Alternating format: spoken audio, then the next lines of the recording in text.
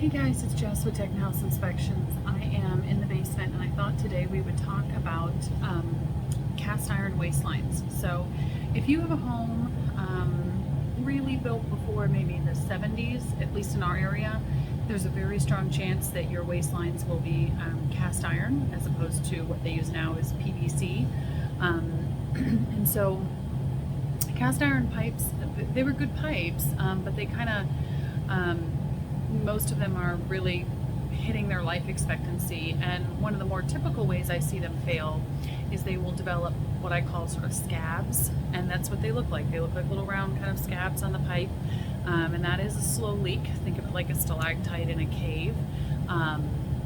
So when you see a scab on a pipe, and usually you'll see them in the middle of the runs, then you know, okay, it's time for me to replace. And they can replace just a section of the pipe. They don't have to replace the entire thing. They'll use something called like a Fernco fitting because we don't make a devoted PVC. There isn't a devoted PVC to cast iron connector, so they'll use a Fernco fitting. So you don't have to replace every waistline in your house. You can replace just sections of it. This is another way today, though, that I see these pipes fail. And I will flip the camera around and show you what I'm talking about and explain a little bit more about these pipes. So this is a cast iron waistline. You can see the big hubs here. And where this one is failing is right along, these horizontal cracks. Sometimes I'll find these right along the seam in the pipe, and you can see this is just split right down the middle. Same story on, there was another one right here.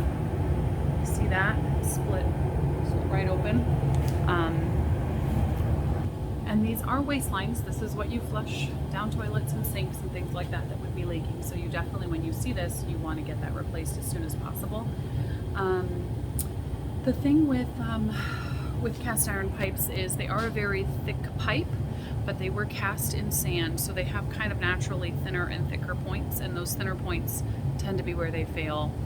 Sometimes too, the seam on the cast, when you see those horizontal lines like that, that was oftentimes the seam on the cast that they were cast in, and that's often, if I see them crack horizontally, that's usually where they will crack. So you notice those cracks were kind of along the same plane there. That was probably the seam on the cast. So something to be mindful of if you do have an older home and you have cast iron waistlines. It's a good idea to go down with a flashlight and look at them from time to time, because you can replace sections of it. You don't have to replace all the plumbing in your house, but you should look at it because it would be wastewater, black water, sewage that would be leaking out of them if they are leaking. So I've got to get it documented and explain to my client.